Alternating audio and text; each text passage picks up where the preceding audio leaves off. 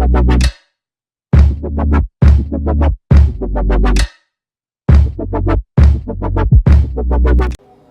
up dude, balik lagi sama gue Blind Man Jack. Dan kali ini gue bukan kedatangan tamu sih, tapi gue mendatangi tamu. Sebelah gue udah ada Baik, Rena, Isantia, Misbah.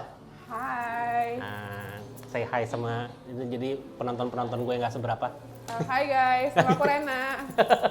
Jadi Rena ini adalah anak dari salah satu kandidat kepala daerah ya. Gue nggak akan spill siapa, tapi gue pengen ketika gue kenal sama Rena, gue tuh kayak langsung yang aha, gue punya ide gitu kan. Kita mau bikin obrol-obrolan. Gue tuh selalu pengen tahu gitu ya, rasanya jadi anak dari seorang yang nyalonin dah untuk jadi kepala daerah gitu ya. Itu tuh kayak gimana sih gitu? Sebenarnya rasanya atau lu tuh mengalami hari-hari lu tuh jadi Ini berubah. boleh gue lo ngomongnya? Ya boleh gue lu nggak apa-apa. Kita mah Jakarta aja gitu kan. Tapi oke, lu lahir besar di Lombok atau gimana?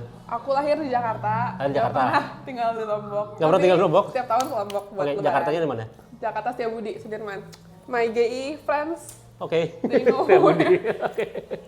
Aku dari Jakarta, pasti tinggal besar di Jakarta, terus juga SD-nya di Austria, terus kuliah di Turki. Jadi mungkin agak culture shock gitu. Agak nomaden ya, tergantung kamtip kayaknya. Iya, tergantung arah angin. Tergantung arah angin. Gitu. Nah, gue pengen tahu ini aja dulu deh. Dari beberapa tempat yang lo pernah tinggalin, kalau lo mau balik lagi yang kayaknya gue mau stay di sini deh, lo pilih mana? Aku pencinta Jakarta. Kalau jawaban serius? boringnya. Jakarta? Because it's where all my people are.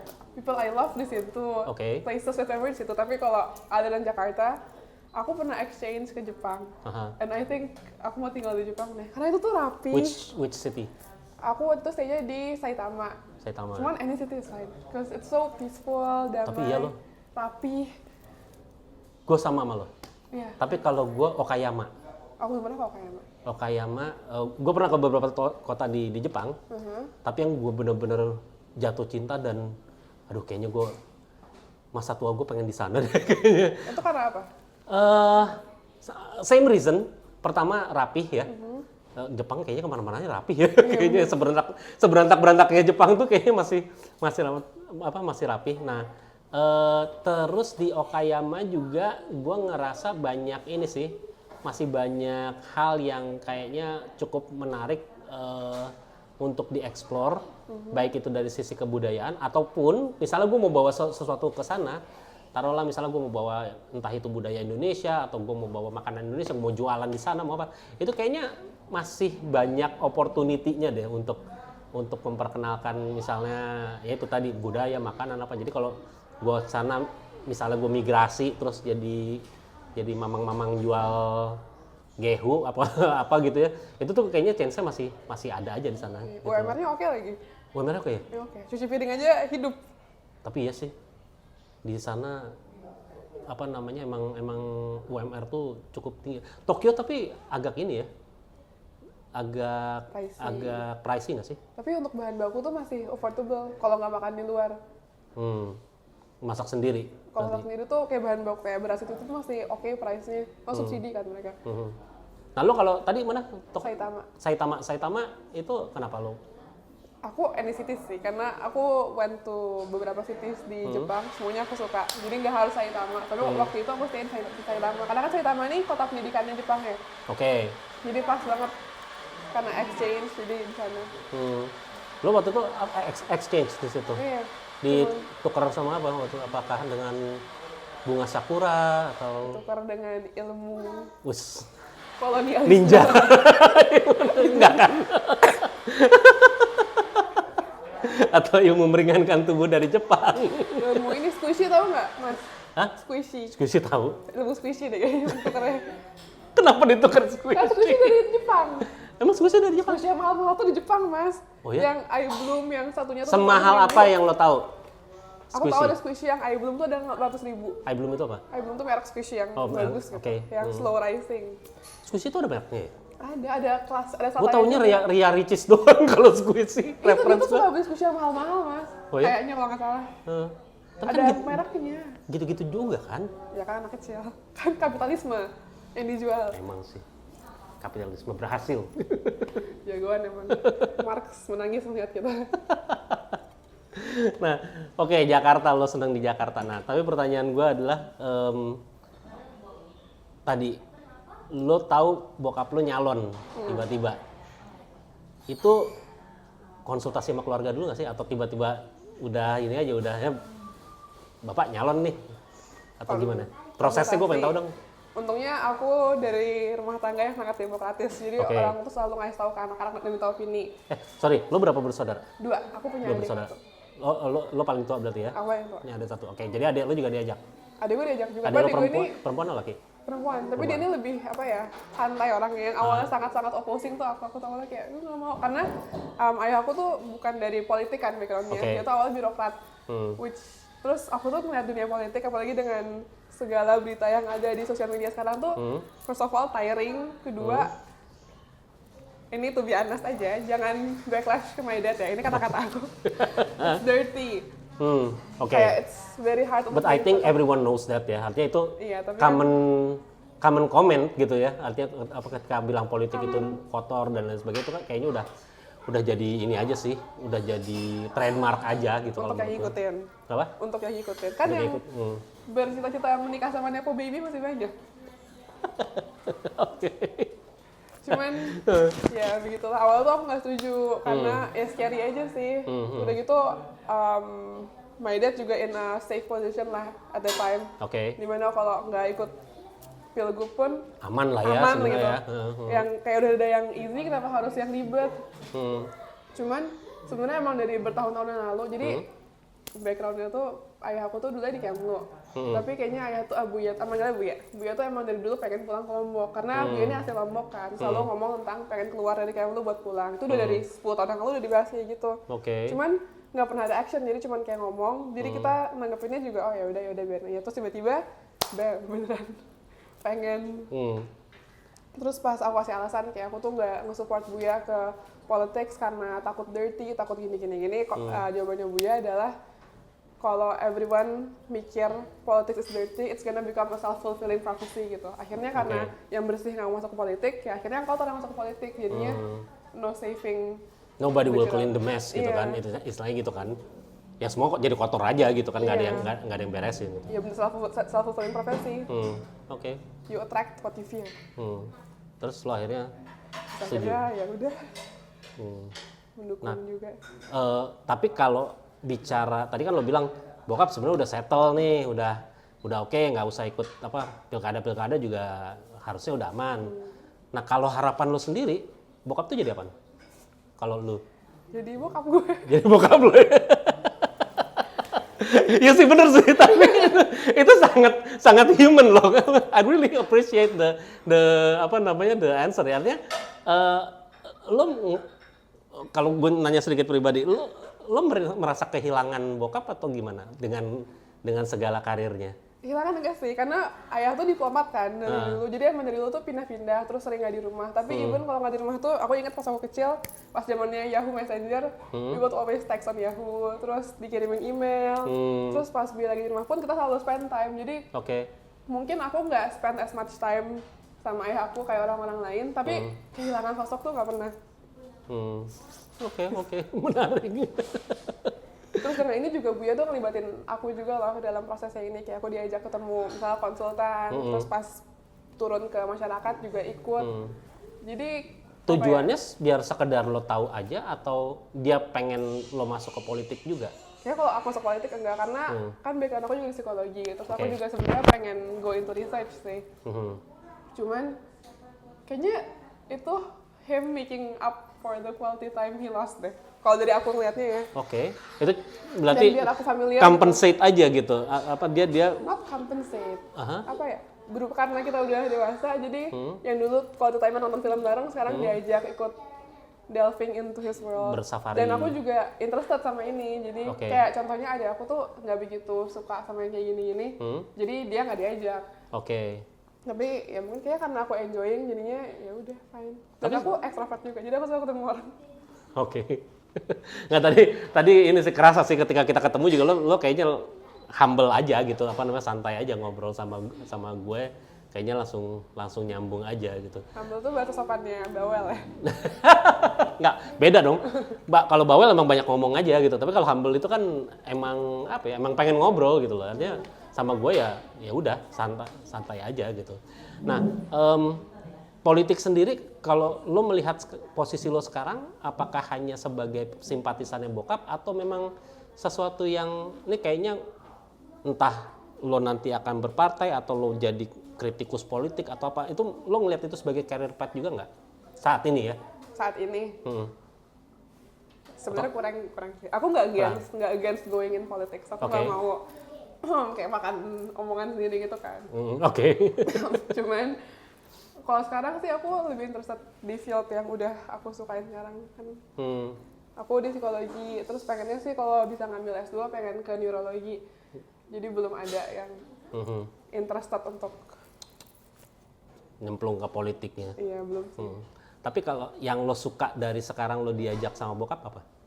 Meeting people yang kalau bukan karena experience ini aku nggak bakal ketemu. Oh ya?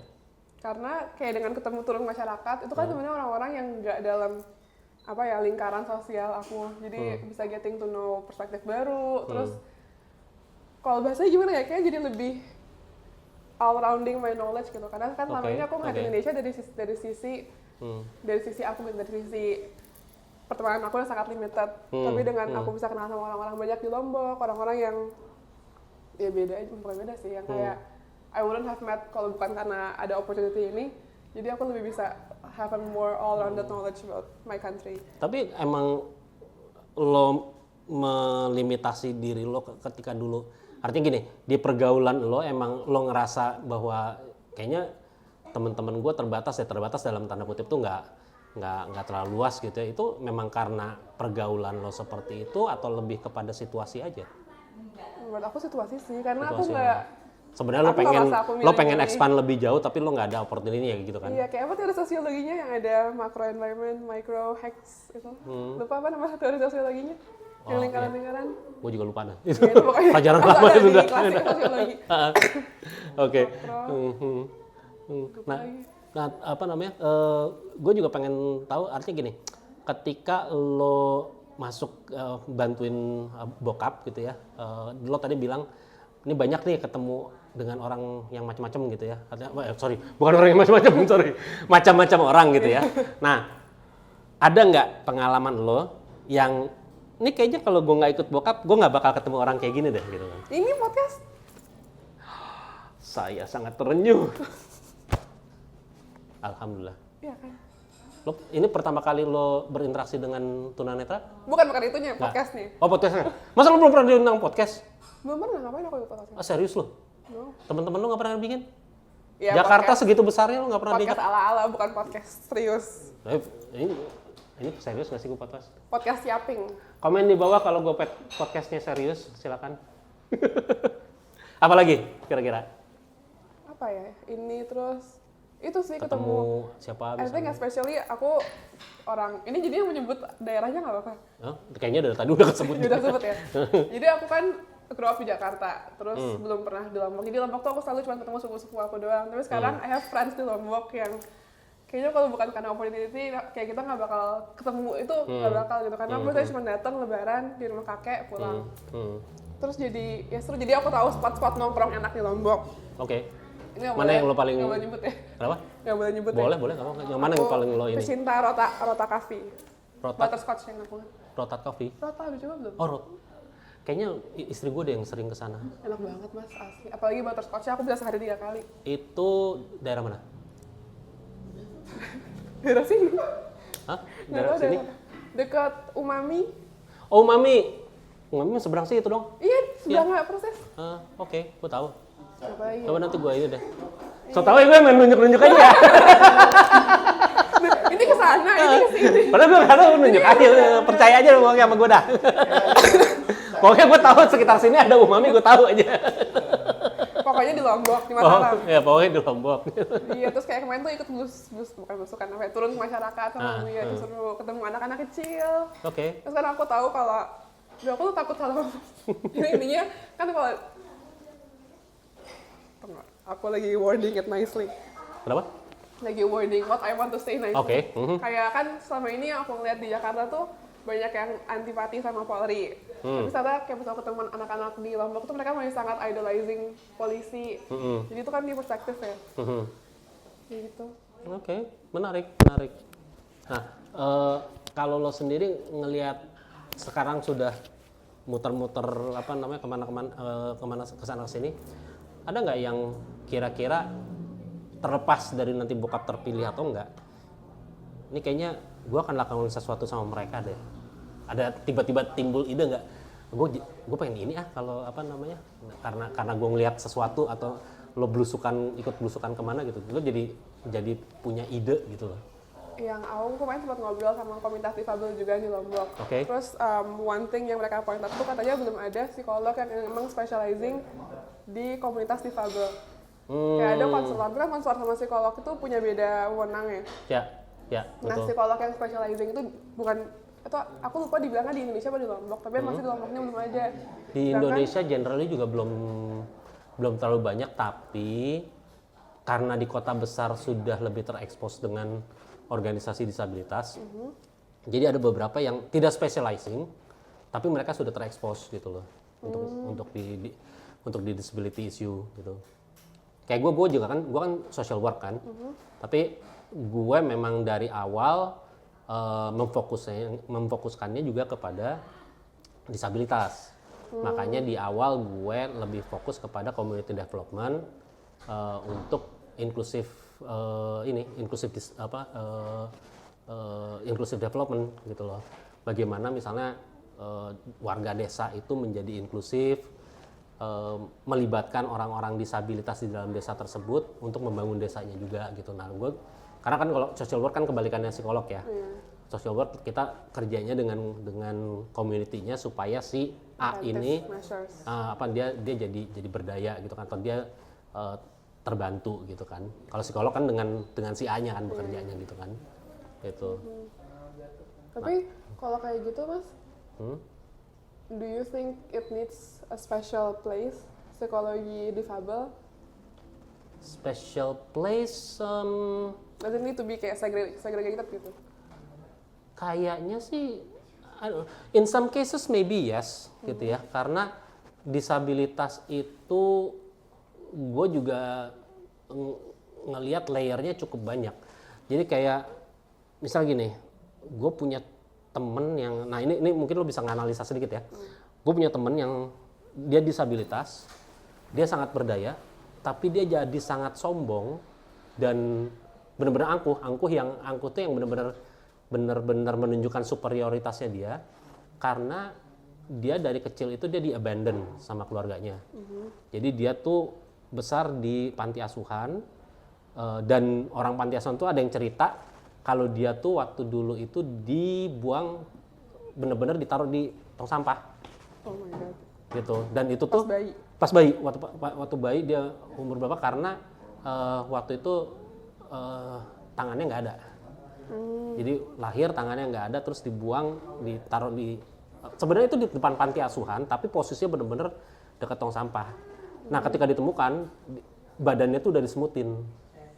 Gitu. Nah, in somehow itu bocor ke dia ketika dia grow up gitu ya. Itu tuh keceritain lagi ke dia, dan gue ngerasa gue cukup dekat sama dia gitu. Gue ngerasanya tuh apa yang terjadi sama dia itu gara-gara awalnya dari cerita itu. Udah gitu kan setelah itu dia banyak mengalami diskriminasi ya, apa kayak sekolah susah ini sekolah. Nah, akhirnya sekarang ketika dia udah bisa berprestasi, dia aktif di organisasi, dia melakukan advokasi ke pemerintah dan lain sebagainya, artinya dia udah function, jadi nunjukin banget, dan dia tuh jadi kayak yang memang gue nggak butuh lu kalau misalnya gue tuh apa bisa sendiri kayak gitu. Nah, itu sesuatu yang harus dipelajari secara spesifik nggak menurut lo? Kalau itu kayaknya ada atau general aja? explanationnya. Kenapa? kayak itu ada simple explanation-nya deh, kayak dengan penjelasan yang kita udah punya. Tapi karena aku belum profesi, aku belum bisa memberi diagnosa, takutnya malah salah. Ya. Tapi kurang lebih seperti itulah. Jadi gue kalau misalnya tanya apakah disabilitas perlu spesifik psikolog, kayaknya sih iya kalau menurut gue ya. Kalau menurut gue sepertinya ya, dan dari beberapa, nah gue juga kan konselor juga kan. Oh iya. Jadi itulah betul gitu, artinya masih beda layernya dengan psikolog gitu. Makanya gue juga sebagai konselor banyak nanganin teman-teman disabilitas juga gitu. Kebanyakan memang ini disabilitas. Aku tuh curious, to what extent is inclusivity malah babying? Malah apa? Babying. Yang jadi ofensif gitu. Ya, menarik karena gini, sebenarnya ada beberapa hal yang kita tuh harus fight ya. Kita harus, kayak misalnya gini, hak kita, kemandirian seseorang dengan disabilitas itu ditentukan dari berapa banyak haknya dia yang dikembaliin. Oke, jadi gini, as a person with disability, gue tuh banyak kehilangan hak gue, hak untuk sekolah, hak untuk berrekreasi, hak untuk punya mobilitas, hak untuk mendapatkan pendapatan, bahkan mungkin kalau misalnya di case-case yang lain ada hak mendapatkan kasih sayang dari orang tua gitu ya. Nah itu tuh banyak yang hilang. Nah ketika hak ini dikembalikan, nah di situ sebenarnya kemandirian dia tuh dia menjadi lebih mandiri. Nah banyaknya hak yang dikembalikan ini yang kadang-kadang suka salah diartikan. Jadi tadi jadi babying gitu. Kayak misalnya gue ngambil contoh di negara-negara Skandinavia. Itu salah satu social support dari penyandang disabilitas di sana. Lo kemana-mana dapat voucher taksi. Voucher taksi dalam amount tertentu ya di satu bulan. Misalnya lo dapat sekian ratus, kalau Skandinavia apa sih, frank ya, masih pakai frank ya. Sekian ratus frank gitu misalnya gitu ya. Nah itu tuh jadi membuat mereka tuh akhirnya ya udah kemana-mana naik taksi. Akhirnya mereka tidak ngomong lagi tentang aksesibilitas, mereka tidak ngomong lagi tentang hak. Ya udah hidup lo udah enak gitu. Australia sekarang punya NDIS. NDIS itu National Insurance Scheme, jadi kayak BPJS-nya ini. Nah itu juga sebenarnya mengembalikan haknya mereka, tapi ketika disalahgunakan itu bisa jadi babying juga, bisa jadi terlalu memanjakan mereka ketika mereka salah mengartikan bahwa ini tuh sebenarnya support yang diberikan oleh pemerintah untuk kemajuan hidup lu gitu, bukan lo jadi leyeh-leyeh. Ini lo dikasih support uang itu bukan buat leyeh-leyeh di rumah ya, buat lo cari lagi buat pakai modal buat cari kerjaan gitu, misalnya kayak gitu. Terus tadi kalau yang taksi itu babying apa inclusive? Nah itu di satu sisi gini, melihatnya juga agak tricky ya, karena lo memang harus ngeliat ketika memang disabilitasnya dia severe dalam artian mobilitasnya buat dia sulit untuk dia jalan misalnya even dia udah pakai kursi roda terus dia harus naik kereta dan lain sebagainya, itu masih menyulitkan buat dia, dan itu akhirnya dia pilih untuk gue naik taksi aja deh ke kantor gitu karena itu lebih safe sama dia, itu well-being.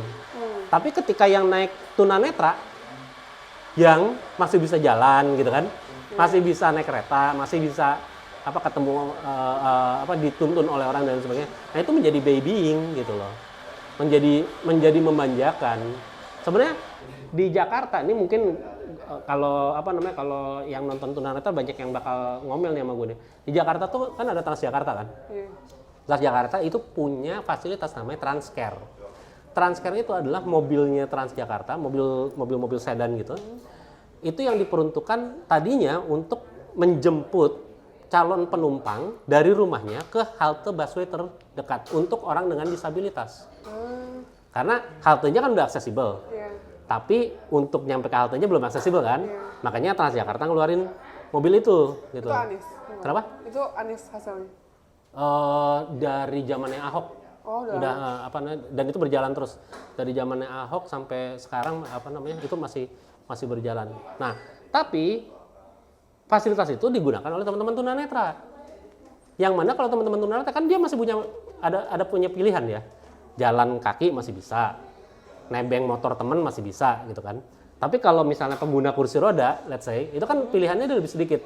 Makanya harusnya si Transcare itu difokuskan kepada pengguna kursi roda atau yang disabilitasnya fisik gitu, atau mungkin yang double disability misalnya gitu, yang disabilitasnya nggak ada atau memang menggunakan personal assistant. Nah itu akan lebih manfaat gitu. Itu sih. Nah, balik lagi ke lo nih sekarang nih. Nanti kita bisa panjang lagi ngobrol. Tapi gue pengen tahu juga ketika bokap mencalonkan diri, kalau misalnya bokap terpilih, karena ini kita syutingnya sebelum pemilihan ya, cuman gue ngerilis videonya emang sengaja setelah setelah pengumuman siapa yang terpilih. Tapi gue mau nanya, kalau beliau terpilih, hal apa yang paling lo khawatirkan dari bokap? Korupsi lah. Hah? Korupsi lah. Korupsi. Yeah, that's scary. Karena kenapa lo bisa sampai Karena korupsi khawatir? tuh bisa ngeles. Bisa apa? Ngeles. Oh, oke. Dan aku 100% percaya kalau kita makan makanan haram, kelakuannya bakal haram juga. Oke. Kayak itu scary karena kayak you don't always know what your parents do, right? Sometimes people lo sering dianggap merepresentasikan bokap nggak sih? Sering, masalahnya bokap gue ini orangnya sangat tenang, well spoken, terus sabar. Sedangkan aku tuh kurang di 3 hal itu. Oke. Jadi aku berharap orang-orang sih stop melihat aku sebagai representasi karena I think even kayak kadang kalau orang kritik aku, kalau aku lagi merepresentasikan Buya, kayak di dalam otak aku tuh juga kayak, okay, my dad would also disapprove of me saying this. Oke. Jadi please, I'm not a representation of him. Tapi itu sih, I think corruption is very... Okay. And do you think your father is very close with that? Atau sejauh ini sih aman-aman aja? Sejauh ini sih aman. Dalam artian kondisi sekitarnya ya. Kita bicara kondisi sekitarnya itu mendukung buat dia korupsi atau enggak sih sebenarnya? Kalau sama Buya di Kemlu, opportunities pasti ada. Opportunity pasti selalu ada. Iya, pasti, cuman I think from what I see, corruption is not culturized di dalam Kemlu. Jadi it was never, even if it was there, it wasn't something people yang dilirik gitu loh. Oke. Kayak mungkin di instansi lain, karena itu normalized, jadi itu ada dan dilihat dan diambil. Tapi kalau dari aku lihat ya di Kemlu ini, ya ada, cuman nggak dijadiin bagian dari budaya aja. Shout out to Kemlu. Oke, Rana, thank you banget. Kita ngobrol singkat aja, tapi I wish you good luck with your career juga. Thank you. Mudah-mudahan kesampaian tinggal di mana tadi? Saitama tuh kayak nama temen gue, lu yakin itu nama kota di Jepang? Itu nama temen Mas siapa? Hah? Nama temen Mas? Saitama. Oh beneran? Iya beneran. Kayak komik One Punch Man, Saitama. Oh, ada ya, One Punch. So ya, wish you good luck. Untuk bokap juga good luck juga. Mudah-mudahan apapun yang terjadi pasti akan tetap berkontribusi. Kapan-kapan main lagi ke podcast gue, ya. Kenapa? Thanks untuk Secangkir Kopi yang sudah matikan speakernya tadi. Kalau enggak gue kena copyright. Gitu. Oke, Rana, thank you banget ya. Oke, silakan klik like, subscribe. Pokoknya tombol-tombol di bawah itu lakukan sesuatu dulu dengan mereka dan kita akan kembali dengan video-video berikutnya. Bye-bye. Bye-bye. Thank you.